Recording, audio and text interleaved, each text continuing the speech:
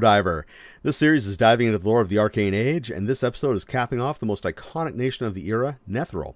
So, if you're fresh to the series, please check out the previous episodes to catch up, and check out the Arcane Age primer blog post that I have up so you can see the map and see what I'm talking about. And before we start, if you haven't done so yet, please like and subscribe. And if you dig what I'm doing, please consider supporting me through either Ko-fi or Patreon. Hey, this is attempt number 3 at this cast tonight, as everything has gone sideways on several occasions now. So hopefully, this one is the third tie is going to be the charm. All right, so let's get at this. The survivor states. This is going to be fast and furious as I attempt to catch up to where I was. The survivor states of Netheril. Anuria. Anuria was a large grain producer. It was in southeast, where it was in what's now southeast Anarok, and extended out into the Dale lands. It was a large grain producer. It unfortunately was sacked by orcs and then absorbed by the desert, finally ending in 111 DR. Now, when I say absorbed by the desert here, I don't mean that the desert just naturally extended out and got it. This falls more into that whole Faerun appearing and life draining the place and continuing that effect up until they run up against the Sharn wall, where it sort of ends. So where you see the desert peter out and become normal again, that's the Sharn wall, when you look at the map. So, next up, Azram. Azram is also in southeast Anarok and was north of where Anuria was. North enough that they could be considered their own independent nation. Now, this country was extremely lucky, and they were saved by Mystra because their floating city was up so high that when magic flicked off for a few minutes, it hadn't hit the ground yet. And the reincarnated Mystra was able to reach out and save them and gently place their city on the ground so they could have another try at life and being good, and they absolutely did not do that. They became decadent and awful in all the worst ways that combine the real world excesses of Imperial Rome and France under the monarchy. Like, it's that level of imperial nonsense with some Borgia sprinkled on top, just because, you need that. They were wiped out in minus 33 DR by dueling plague deities. Possibly the worst way you could die, when the interloper goddess, well, demigoddess, Kipu Taito, decided to take a shot at Talona. At first they thought that the Dark Disaster was happening all over again. It was not the Dark Disaster. It was, in fact, two gods slinging plague that wiped out all the crops, wiped out all the livestock, and then started wiping out all the people. In the end, people were praying to Talona, not out of any sense of like love or worship, but just because they wanted her to end it all.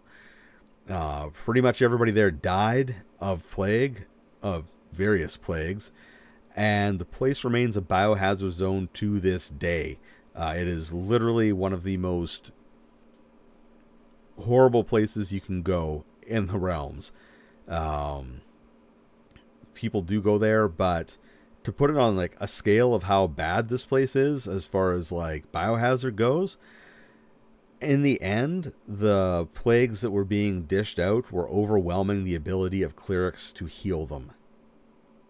So let that one sink in. So that was Azram. Next up is Hlondath. Now, Hlondath is a name repeat, because there's another Hlondath, and that's down by Termish, and it has a completely different history and a completely different legacy and a whole lot more Yuan-Ti snake people issues than this Hlondath did. Now, this Hlondath was somewhere in what is now Eastern Anarok. There's not a lot of details on it, on this place, but all we do know is that in 329 DR, the population abandoned the location for the Dale lands. So they just booked it out and joined the ever-growing Chondathan populations that were in that area, and Aluskans and whatnot. It can be safely assumed that the desert absorbed it, so this would fall again under more Faerun advances to finish the job that they had started. Now, living states. The living states are pretty fascinating. The first one is Halrua. Now, what I found out when I was doing my research for this was that there were actually a lot of survivor states, but some of the survivor states were left out for one reason or another. And Halrua and the next one, Nimbril, are two states that I feel were left out for reasons that aren't really explainable, aside from maybe they were forgotten, maybe the writers forgot they existed, or just decided not to reference them. So Halrua, it's down in the Shining. It's in the Shining South. It's east of the Chalton Peninsula. It's ringed in by mountains, and it is arguably the most successful survivor state. And what happened here was a large number of Netherese refugees fled south. Like, they were just done. You know, between the Farum, the orcs, and all the other problems up north, you know, vengeful elves and so on, they were done. So they fled south and ended up in this area where they mixed with local Lapal, the local Lapal population, so the local black population, and eventually formed a new super magical nation. This is also the most Netherese survivor state in that they're still pretty generally awful to the world around them. Like, they're not vivisect you to see what makes you tick awful, but they are definitely sort of like not the sort of people you want to hang around with or take jobs from, because they really don't care about you and are likely just trying to use you to get some piece of information or magical item that they want before taking off. They are noted for their magic technology, specifically their airships and a few other things. And their greatest act recently was to destroy the Chalton Peninsula. That happened when the Spell Plague broke out in 1485, and Halrua had their seers foresee this. Like, they literally knew what was coming. They knew what was going to happen, and they decided, you know what? We could warn everybody about this magical catastrophe that's about to beset the planet, where it'll be mashed together with its slightly out of sync other version, and this spell plague's going to wipe the place out and do a whole bunch of damage. Or we could, like, work some sort of ritual, warp ourselves out of here, and then come back later. So yeah, they opted for plan B. So they held the ritual, and when the spell plague happened, Halrua was described as exploding. Yeah, exactly. Deuces, y'all. Yeah, that is how they rolled. Halrua exploded. At least that's what people thought. They found a few scattered ruins and a few bits and bobs. You know, flotsam, jetsam, that sort of thing. That was it. And they're like, wow, like, this spell plague is awful. Halrua blew up. Yeah, well, Halrua blowing up also destroyed the Chalton Peninsula. It blew it into sandbars and islets. And so it became the Mare Archipelago. Chalt was cut off from the mainland. It affected the weather patterns and everything else over the area. So you got the elf, you got the elf harrow and all that sort of stuff. And it just got, like, worse and worse and worse. And then, of course, you know, the Sun and Sundering happens, and Halrua warps back in, prim, proper, more or less, completely unaffected, and then just carries on as if everything was normal. The last time I read anything about Halrua was, and one of their airships was downed over Chult. Spoilers, you can see it. You can run into some Hell ruins and see one of their ruined airships if you go a certain adventure route in the Tomb of Annihilation game. So yeah, that was how that went down. Halrua, I want to like them so much, but they are just so awful. Next up is Nimbril. And now Nimbril, I fully admit, is a little bit more of a questionable operation as to whether or not they should be counted as a direct survivor state of Netheril, because all the other ones were direct. This one is a little indirect because it was founded by Halruans. So at some point in Halrua, a large number of their illusion specialists start worshipping Lyra. A religious conflict breaks out. They feel put out that they're not allowed to be, I don't know, illusion jerks or something like that. So they book it down to the island of Nimbril, which at the time was occupied entirely by moon elves. They arrive, hook up with the moon elves pretty much non-stop, resulting in full-blooded moon elves being bred out of existence. And now the place is just half-elves and Lapal Netherese descended humans. They are, like Halrua, super magical. Their specialty is in illusion. However, they also have like Pegasus cavalry and stuff like that. And together with Chult, at least Chult prior to the events of Tomb of Annihilation, Netheril, Chult, Halrua, parts of the Shining South, and Zakra actually formed a really cool sort of quadrangle of high magic adventure in the Forgotten Realms. You know, where the north was more of a like sword and sorcery, open cesspits, grim, gritty sort of barbarians at the gates operations a lot of the time. You know, giants eating people, trolls.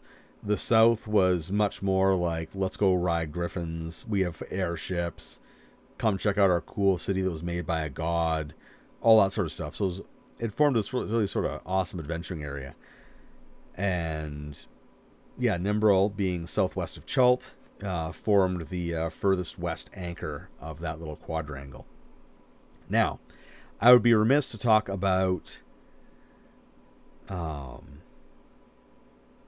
the Netherese survivor states without talking about actually, hang on here. I've just found my notes for Hlondath. Oh, okay. Yeah, Hlondath, they lasted a long time, but they basically fell to infighting. They blamed elves, they liked dwarves, and started logging a lot, and got into the logging industry, and finally, like, overlogged the place, and got into a conflict with the Cormanthir elves, who proceeded to mop the floor with them.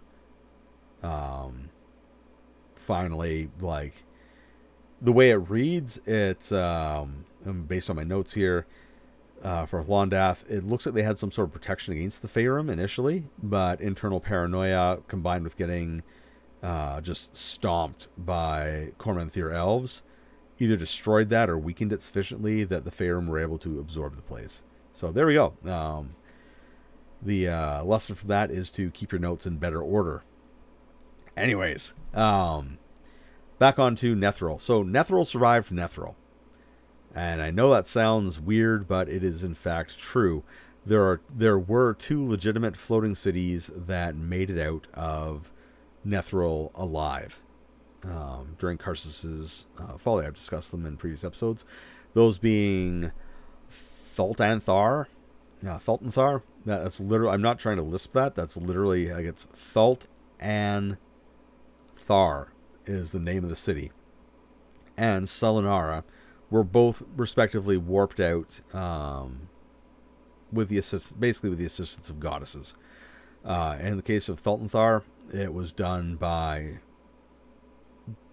Shar. Like, they were deep into doing shadow research. They were deep into all that sort of stuff, so they went there. Selinara was brought to the gates of the moon and is still there, hanging out, worshipping Selûne, living their best lives, and not being jerks like the rest of Netheril was.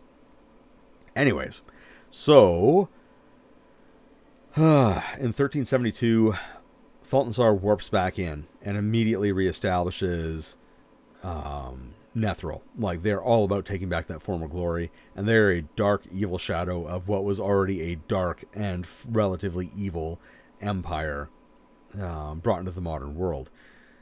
Good things that they did, because, you know, good things do come out of these things sometimes, is they got rid of the Anarok Desert. I hate that desert. It makes no sense. They mopped the floor with the Faerûn, or did something, restored the desert, started establishing a ground empire again, reabsorbed Sembia, did a whole bunch of stuff. And they were a really bizarre operation. Like, I'll be talking about them more completely in their own episode in the future, because I feel they deserve more attention. Pardon me. And I also feel they should be part of the game still, and part of the game world, because of all the stuff they had. They were essentially a caste system on top of being a magocracy. They were a theocratic magocracy with a racial caste system. There we go. Because why not combine all those things at once? And I say that because they're a magocracy. They're still being ruled by arcanists. They're still placing people with magic above everybody else, and they form the main ruling body. I say that they are theocratic because they were completely and 100% dedicated to Shar. That was it. She was the state religion. She was everything and everything to everyone. End of story. And I say that it was a racial caste system because there were the Shadowvar, and then below them were, I believe, the what are those guys called? The Shadarkai. And then there were just the plain old humans that were left over, like had survived through all this nonsense in the Plains of Shadows. And so and then of course below them were the other humans that were in the area. So in this case, I believe they enslaved the Bedine, because that makes sense. Anyways, they actually went for like all of 4th edition. They rocked and rolled their way through it, and finally, the City of Shade, which is what they renamed their, which is what that was their capital. They decided to pick a fight, and so they picked a fight with a country they probably shouldn't have, and that was Cormyr. Cormyr fought back. Cormanthir fought back, because Cormanthir was back at this point as well. And they proved themselves to be more than the brand new empire was capable of dealing with. And finally, in a giant battle over Cormanthor, I think that's the city. Anyways, Elminster shot down their city. Happens. You're not paying attention. Archmage shows up, shoots the city down. So they crashed. So that city crashed onto Mithranor. That was it. The city of Mithranor.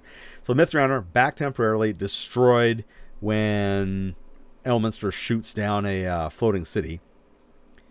And then, of course, magic snaps back to regular D&D standards after Mystra comes back. And then things get kind of weird, because in the big reset, they don't really go into what happened with all this stuff, because during the 100-odd years that they were back for, there were no limits on magic. So all of a sudden, all the old magic of Netheril worked at 100% capacity again. All the old rituals worked. All the old spells worked. Everything. And they built so much stuff. They built more Mythalars. They reestablished a whole bunch of old practices and got more floating cities up. So in theory, right now, like floating over Anarok, there should still be floating cities left over from this other Netheril. And like, if I were wizards, my approach to it would be to turn it into like this really wild like conflict where you have different flying cities trying to like either reform Netheril or try to go it alone, maybe try to become part of the world.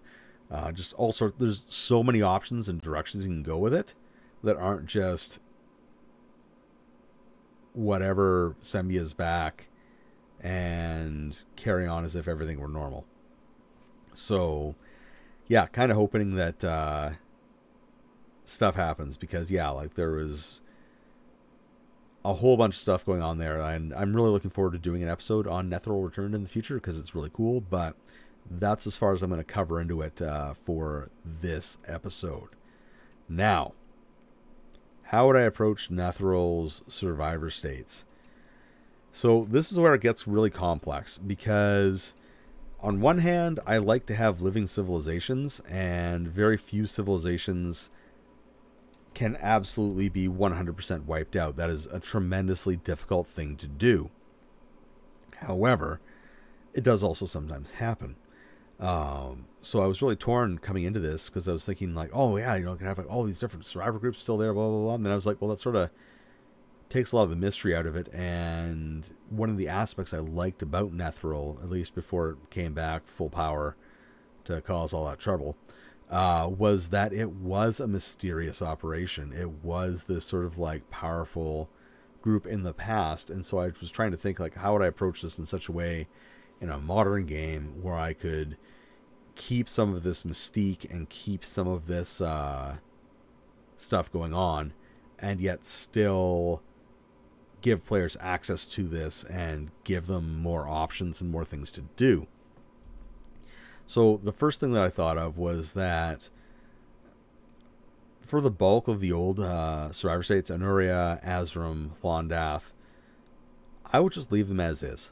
I like ruins. I like the idea of deserts eating places, stuff like that, because it's fantastic from an archaeological point of view for like artifact preservation. So just being an arc nerd there for a second. But on top of that, it helps maintain that mystique and that sort of like the tragedy of the fallen place.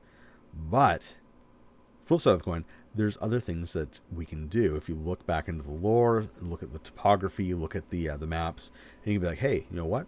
Let's do something else. Let's do something interesting here.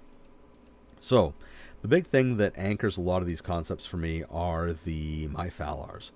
Mythalars are, you know, as I talked about in the previous episode, these incredibly huge crystal balls that dig, like, basically tap directly into the weave and allow access to magic. So you have quasi-magic items. You can also have permanent effects going on. Magic users who are tuned to them get free spells, all that sort of stuff. So that anchors a lot of this because it's a fantastic piece of magical technology that turns into like both a structural strong point and weak point for all these locations. Now, the first idea that I had was that I would have Netheril under the ice in the north. It is noted, you know, in the older books that Netheril was fighting the good fight along the Narrow Sea. You know, that their original homeland along that northern strip of sea was still trying to cling on. Like, they were using magic to push back the ice. They were using magic to keep the water from freezing, doing this huge battle against out of control artifact on the semi-dead body of like an ice god, Ulitiu, I think his name was. Or no, I don't think I know his name's that. I just can't pronounce it. Anyways, so my concept here is basically what happens when magic turns off and what happens when you can't make any more of the thing that keeps the ice at bay. Like, well, I would gather the ones that we have in closer together and essentially form one final bulwark. And what I imagine it would be looking like was that you would have essentially a subterranean location where, by using these mythalars, the Netherese there have managed to keep the water from freezing. They've got the equivalent of a sun. You know, like, they're literally living under an ice dome. And they're carrying on with life. Like, they're digging at, like, they've dug down. Maybe they're even maintaining trade with some of the dwarves and stuff of the north. You know, who are just like, yeah, we've been trading with these guys forever. They're a little weird, but whatever. So I thought that was a cool idea. It, you know, lights under the ice, rumors of powerful magic users, you know, beyond the edge of the glaciers, all that sort of stuff. Like, these are the fun sort of rumors that fantasy worlds thrive on, and the fun sort of events they thrive on.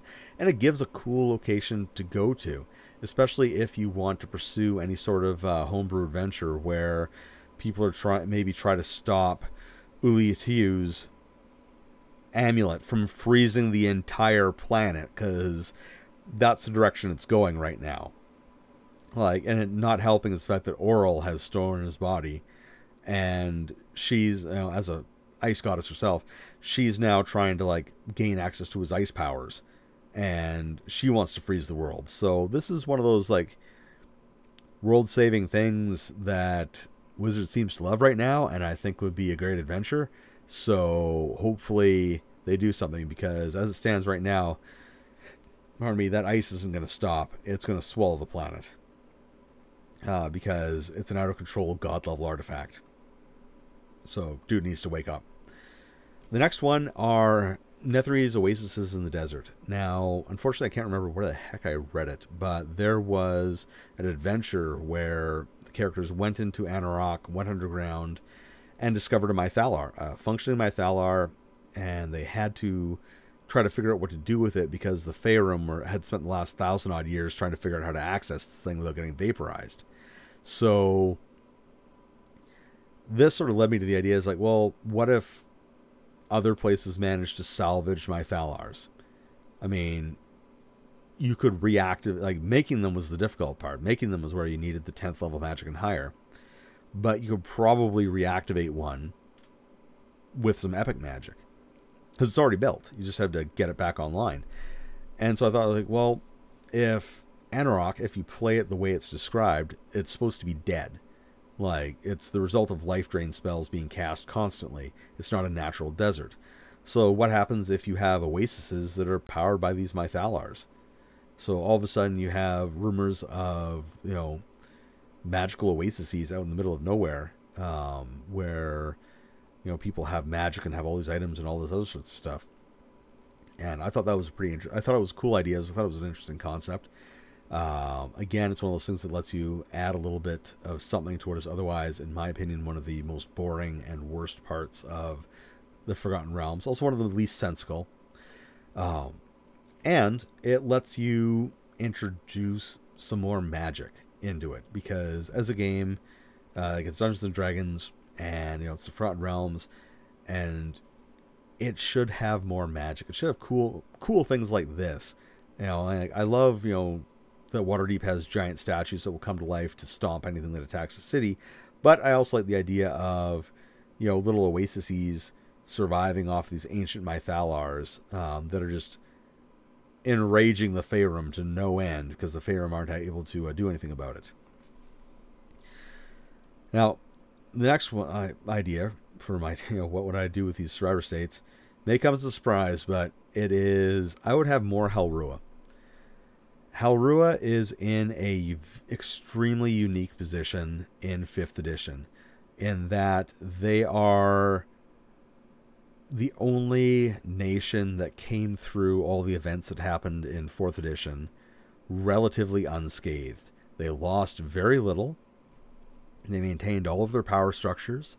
They retained all of their wealth, all of their magic, all of their power, all that stuff. Like, everybody else is, you know, grubbing around between like 20 and 70% maybe. They're rocking out up at like 98% or higher. They are good to go. And the world has changed. There's stuff on the go. And I think that it's a good opportunity to do something with Helrua that isn't just drawing them in ridiculous Orientalist turban outfits looking ridiculous with giant feathers on them. And I think that would be cool. I think it would be interesting. And I think that it would help draw more attention to a part of the Forgotten Realms, like the southern areas, that are more generally ignored in adventures and in official materials. And the final concept that I have is, I talked about it already, is Return to Netheril is still there. Forgotten Realms is not a video game. It is not chess. Destroying the capital or capturing the king does not cause the immediate failure and destruction, pardon me, does not cause the immediate failure and destruction of the nation that they are associated to. You know, it's that doesn't happen unless that person is in of themselves the nation in its entirety, or that city. No, they had a huge tract of land. They had a lot of stuff going on. They were making more mythalars. They were getting floating cities into the air. They were bringing old floating cities back online. They had a ground empire in addition to Sembia and the area that they occupied. They had places back down in Anarok that they were developing. Bring that into the game. It is a high potential for role-playing. It is a high potential for combat. It is a high potential for quests, recover items, find items, destroy items, all that sort of stuff. There are ways to tie the Yuan Ti into it and the Sirach, because you've got Terraseer, who I believe should be awake, if I remember correctly. I think that the Terraseer is either on shift or either just came off shift for ruling over the little Sirach enclave. So you have that going on, which brings the Yuan Ti into it.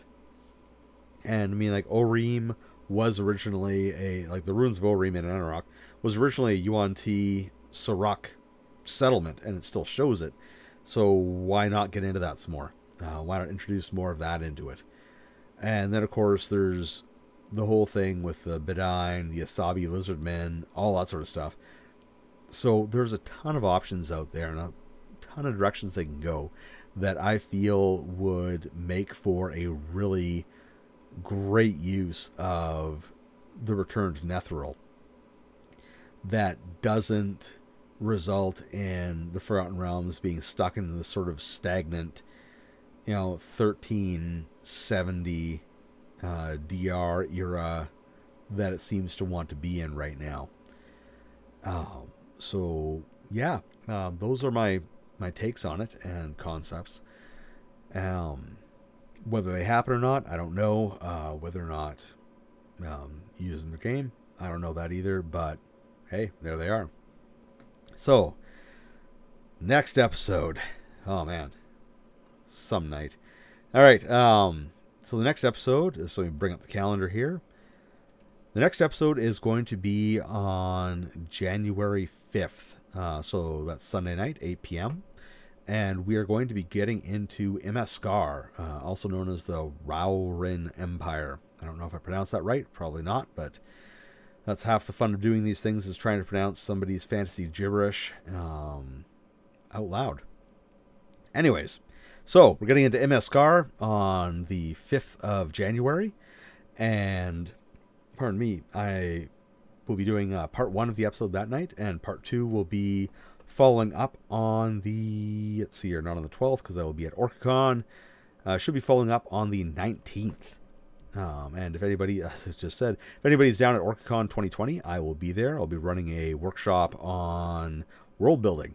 So if you want to come out, sign up for it. I think there's like 25 slots, and I think there's still like 20 available or something like that. People are still signing up for stuff. So spots are open. You can come in and see me in real life in all of my 168 centimeter tall glory, and we will talk world building and workshops and world building stuff. Anyway, so 2 weeks time, January 5th, Imeskar part 1. Join me then. Now, thank you very much for listening. This has been Lord Diver, a POCGamer podcast. If you liked what you heard, please like and subscribe. If you'd like to see more, head over to my blog, POCGamer.com, and check out POCGamer on Twitter, Instagram, and Facebook. If you'd like to support this podcast, there's links to coffee on my blog and Patreon as well. And that's all over my social media. Music was provided by purple-planet.com. Thank you very much for listening on attempt number 3 at this episode. Have a great day.